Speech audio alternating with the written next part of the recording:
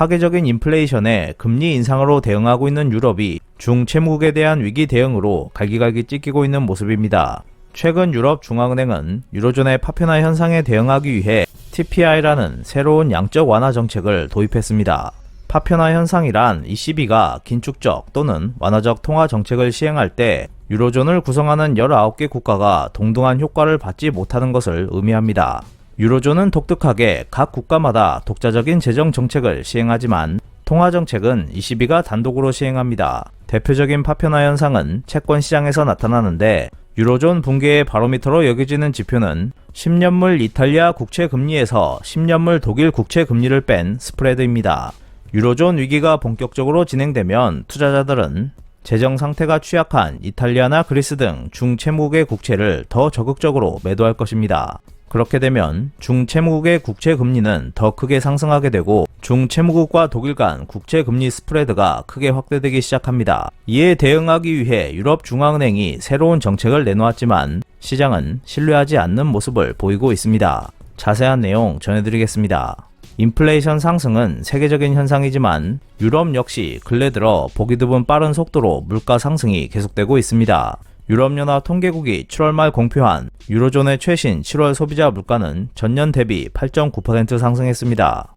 이는 지난 6월에 기록한 8.6%보다 높은 수치였고 1999년 1월 통계 시작 이후 사상 최고치를 경신한 것이었습니다. 유럽의 물가 상승을 주도한 것은 에너지였습니다. C19 쇼크 이후 급속한 경기 회복과 산유국들의 감산에 더해 유럽과 러시아의 관계가 악화되면서 화석 연료 공급 부족이 유로존 인플레이션 상승의 주요 원인이 되고 있습니다. 이 밖에 식품료 등의 가격 상승도 인플레이션 상승 기여도를 키우고 있습니다. 이 식품 가격 상승도 러시아의 우크라이나 침공 영향을 크게 받는 현상입니다. 특히 러시아와 우크라이나로부터 유럽 수출이 많았던 식용유 등의 가격 상승은 두드러졌으며 독일에서는 6월 식용유 가격이 전년 대비 43.1%나 올라버렸습니다. 유럽의 경우 에너지와 식품 등의 가격 상승이 인플레이션의 주된 원인이며 이는 전형적인 비용 상승 인플레이션입니다. 에너지나 식품 등을 제외한 재화와 서비스에서도 물가 상승 기여도가 서서히 확대되고 있어서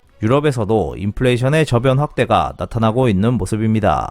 특히 주목되고 있는 것은 서비스 가격 상승의 기여도가 확대되고 있다는 점입니다. 서비스 가격은 인건비가 차지하는 비중이 높기 때문에 서비스 가격 상승이 가속된다는 것은 임금 인플레이션 성격이 강해지고 있다는 뜻이기도 합니다. 임금 인플레이션이 정착되면 고인플레이션 상태가 뿌리 내린다는 문제가 있습니다. 유럽위원회 경제재정총국이 발표하는 소비자 신뢰지수 가운데 기대 인플레이션은 7월에 42.8을 기록했습니다. 이는 3월에 기록한 62.8보다 낮은 수치였지만 2000년 이후 장기 평균인 19.8보다는 여전히 높은 수준이었습니다. 에너지나 식품 등의 가격 상승이 주된 원인으로 작용하는 비용 상승 인플레이션의 경우 수요를 억제하는 금리 인상은 그다지 효과를 발휘하지 못합니다. 뿐만 아니라 이러한 경우의 금리 인상은 경기의 오버킬로 연결될 위험이 큽니다.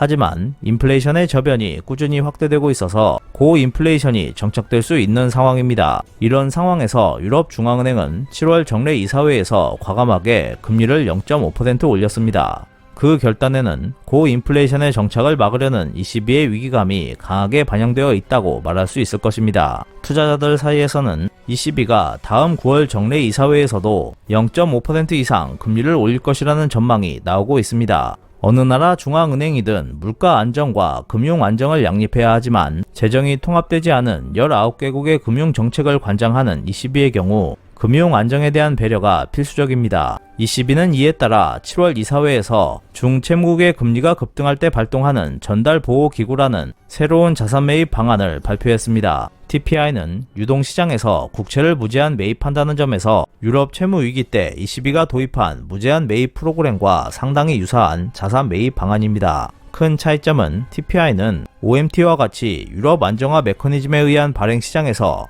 국채 매입을 전제로 하지 않는다는 점에 있다고 할 수 있습니다. 하지만 TPI는 거시경제 운영의 건전성과 재정 지속 가능성을 요건으로 의무화하는 등 위기 대응책에 비해 설계 방식이 부적절하다는 인상을 지울 수 없습니다. 거시경제 운영이 건전하고 재정이 지속 가능하다면 이탈리아 등 중채무국의 금리는 급등하지 않을 것입니다. TPI 발동 자체에 반대해온 독일과 연은의 양해를 구하려면 이처럼 높은 장벽을 세워야 할지도 모릅니다. 거시경제 운영이 건전하고 재정이 지속 가능하다면 중채무국이 ECB의 TPI 발동을 요청하는 것 등은 있을 수 없다는 본질적인 모순이 있습니다. 그런 모순을 시장은 간파했는지 TPI 발표로 이탈리아, 그리스 등 중채무국과 독일의 이자율 격차는 줄어들지 않았습니다. TPI의 발표는 투자자 심리 개선으로 이어지지 않았을 뿐만 아니라 결국 ECB가 중채무국 관련 문제를 해결할 생각이 없는 것 아니냐는 의구심을 투자자들에게 심어준 것처럼 보였습니다. ECB는 중채무국의 금리 상승과 관련해 우선 기존 자산 매입 프로그램의 재투자로 억제하면서 금리 인상을 추진하겠다는 방침을 밝혔습니다. 이번에 도입한 TPI는 어디까지나 최종 수단이라는 인식이지만